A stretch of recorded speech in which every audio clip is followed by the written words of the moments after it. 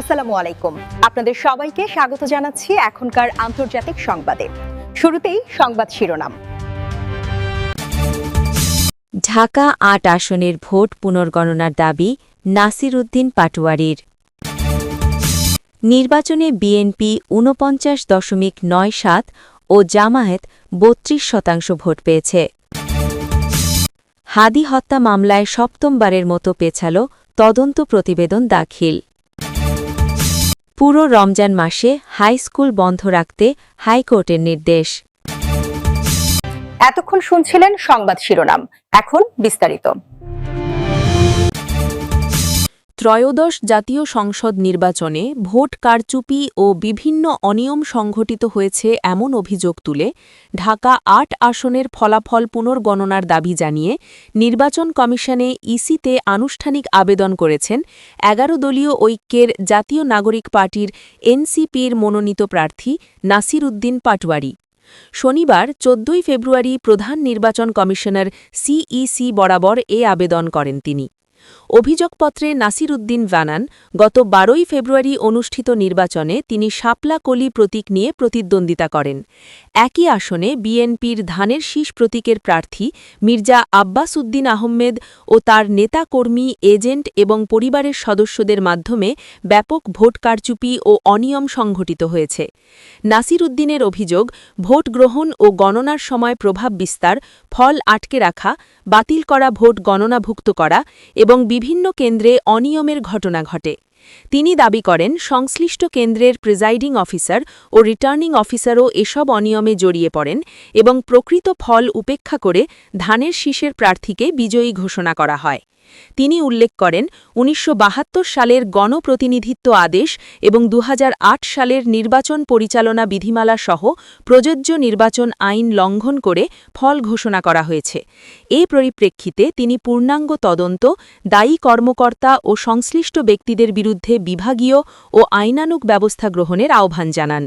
তিনি আরও বলেন, সার্বিক বিবেচনায় আমরা ঢাকা ৮ আসনের উল্লিখিত অনিয়ম, কারচুপি ও বেআইনি প্রভাব বিস্তারের মাধ্যমে ফল অনুকূলে নেওয়ার অভিযোগের বিষয়ে তদন্তপূর্বক প্রয়োজনীয় ব্যবস্থা গ্রহণ, দায়ী কর্মকর্তাদের বিরুদ্ধে বিভাগীয় ও আইনানুগ ব্যবস্থা গ্রহণ কথা জানিয়েছি এবং মির্জা আব্বাস, তার স্ত্রী আফরোজা আব্বাস ও সংশ্লিষ্টদের বিরুদ্ধে প্রযোজ্য আইন অনুযায়ী ব্যবস্থা গ্রহণের আহ্বান জানাচ্ছি।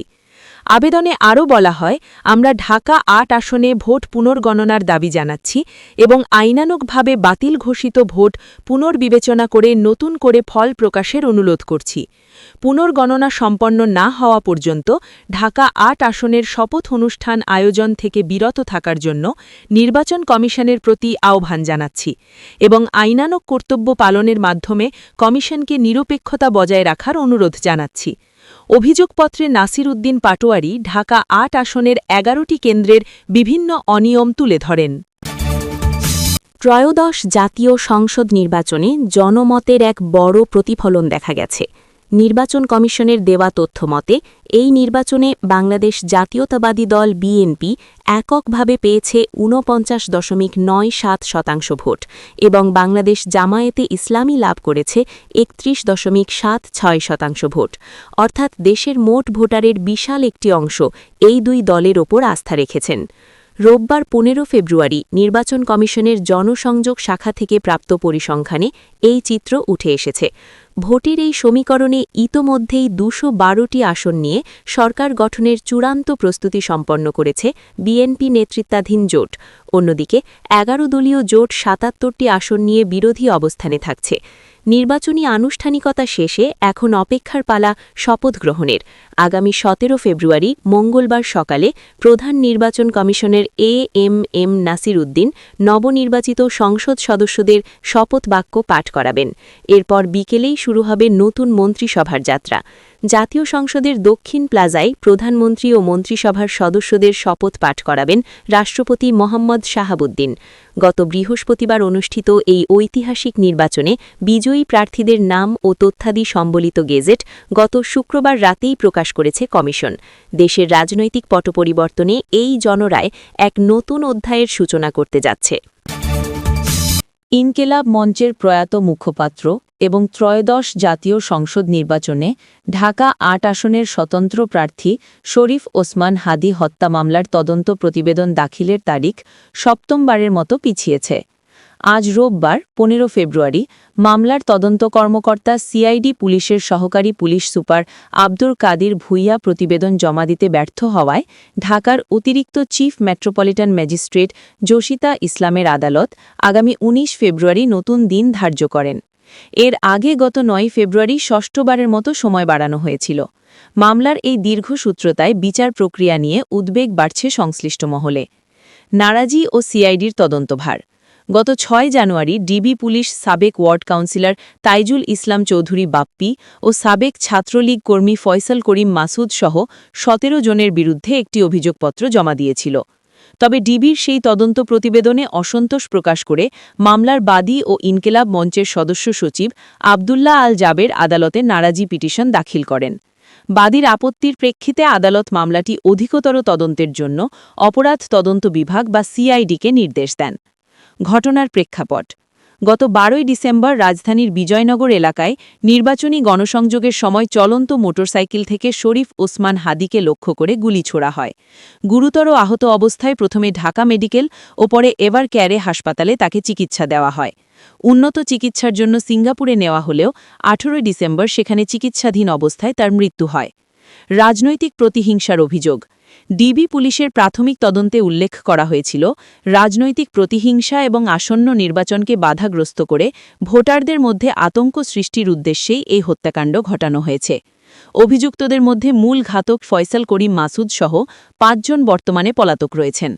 অভিযোগপত্রে নাম থাকা অন্য আসামিদের মধ্যে মাসুদের পরিবারের সদস্য এবং তাকে সীমান্ত পার হতে সহায়তাকারীদের নামও রয়েছে।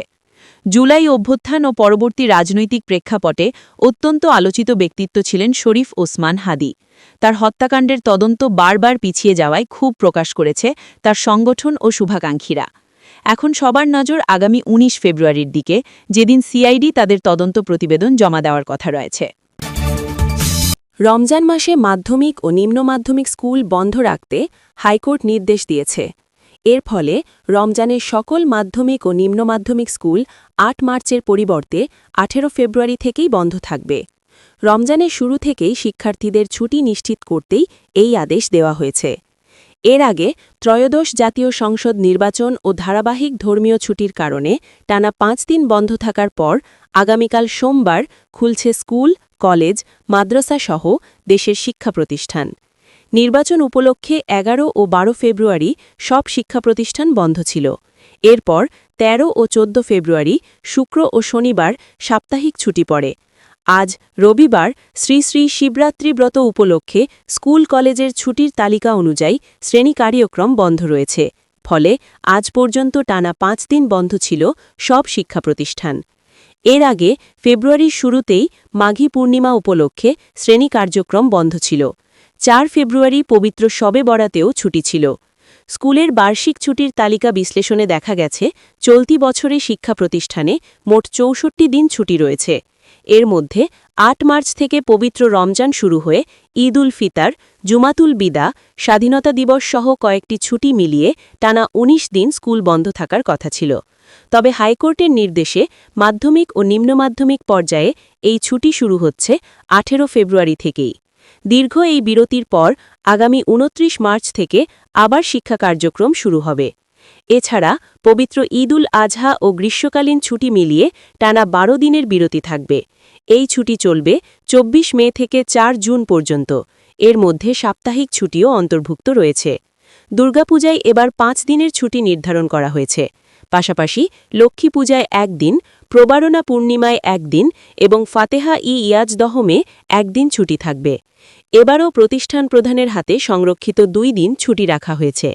এর বাইরে বিভিন্ন জাতীয় আন্তর্জাতিক দিবস এবং ধর্মীয় আচার অনুষ্ঠান উপলক্ষে নিয়ম অনুযায়ী ছুটি থাকবে।